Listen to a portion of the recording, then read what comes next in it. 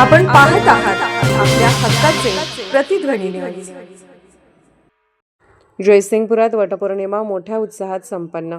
आमचे जयसिंगपूर वार्ताहर हुसेन शेख कळवतात की जयसिंगपूर येथे सोमवारी वटपौर्णिमा मोठ्या उत्साहात पारंपरिक पद्धतीने साजरी करण्यात आली. सुवासिनी महिलांनी सकाळपासून वडाच्या झाडाची पूजा करून अखंड सौभाग्य, पतीच्या दीर्घायुष्यासाठी व कुटुंबाच्या सुखसमृद्धीसाठी प्रार्थना केली.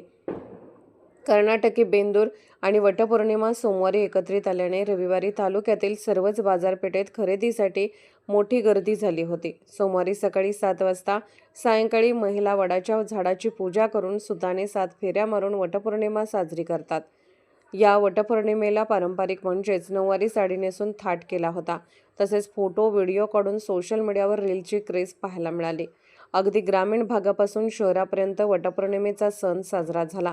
पारंपरिक संस्कृती आणि ग्रामीण परंपरांचे जतन करत ग्रामस्थांनी मोठ्या भक्तिभावाने व आनंदाने सण साजरे केले.